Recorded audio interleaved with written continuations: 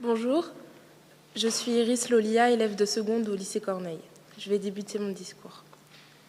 N'avons-nous tous pas souhaité être un super-héros lorsque nous étions petits? Superman, Batman, Spider-Man, des êtres dotés d'un pouvoir surhumain, sauvaient le monde, combattaient le mal, défendaient les opprimés. Mais chaque super-héros, aussi puissant, aussi courageux soit-il, avait comme Superman sa kryptonite, qui est une pierre venant de sa propre planète et qui était la seule chose à pouvoir le détruire. En grandissant, nous découvrons qu'il n'existe pas de super-pouvoir, mais que d'autres gouvernent le monde. Le pouvoir de l'argent et la dictature en sont des exemples, et qu'il est question désormais de personnes au pouvoir. L'école nous enseigne alors que ceux qui dirigent sont les présidents, élus au suffrage universel, ou des dictateurs qui s'imposent puis finissent par imposer leur succession, et que les rois règnent de père en fils. Plus tard, la réalité nous fait face, et les médias font tomber le rideau.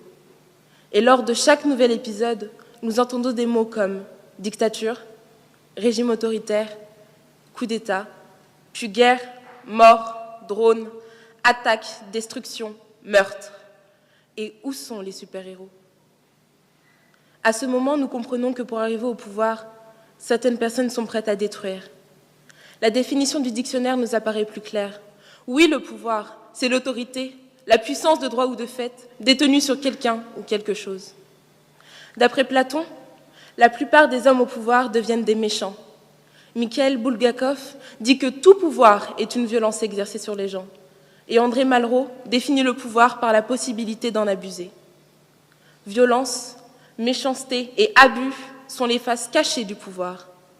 L'image idéaliste de ce qu'était pour moi le pouvoir est désormais effacée. Une obsession est omniprésente et persiste chez toutes ces personnes qui tyrannisent le monde, celle d'arrêter ceux qui seraient nuisibles à leur pouvoir. Ils sont indénombrables. Hitler, Mussolini, Franco, Saddam Hussein, Mobutu, Kadhafi. Mais à quel prix?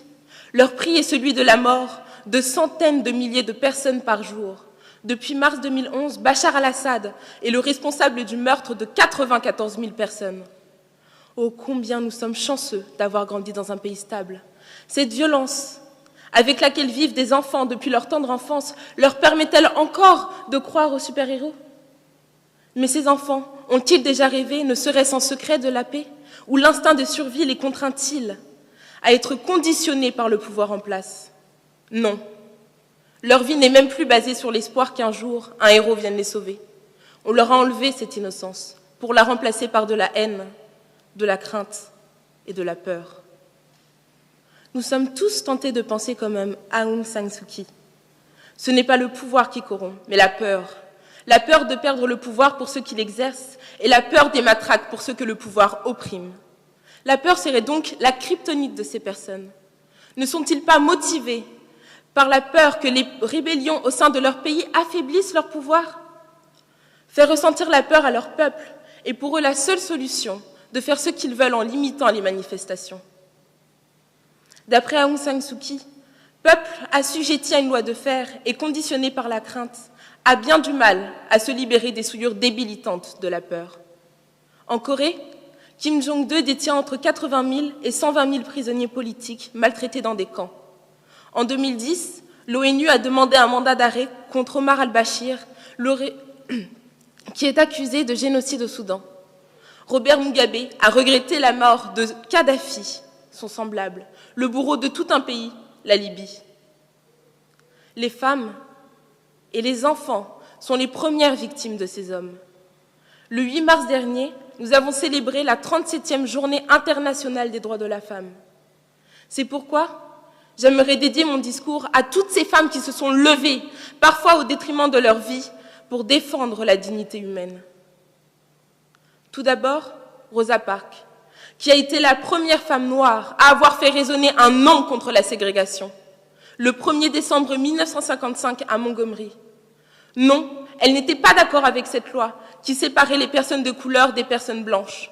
Non, elle ne voulait pas laisser sa place. Non, elle ne voulait pas laisser le pouvoir législatif ne pas la respecter en tant que citoyenne. Puis, Dalila Mbarek, qui se bat actuellement pour faire adopter à son pays, la Tunisie, des valeurs modernes, pour, comme elle le dit, la Tunisie de demain. Ces efforts ont été récompensés fin janvier 2014 par l'adoption d'une nouvelle constitution qui met au premier plan le respect des droits de l'homme et du citoyen. Ensuite, Samaria Sbeck. Depuis 2011, elle est réfugiée en France, mais cela ne l'empêche pas d'appeler et d'encourager son peuple à la révolution contre le régime syrien, par le biais d'un blog. Pour finir, Aung San Suu Kyi, qui a prôné les droits de l'homme et du citoyen pendant la dictature birmane. Elle a été récompensée en 1991 par le prix Nobel de la paix.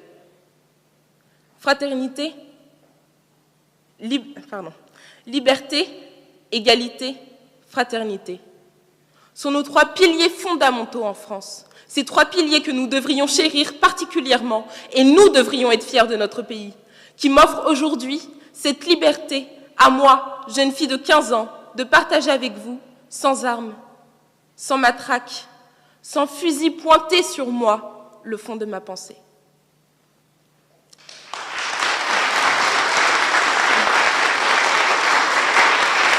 Merci pour votre attention.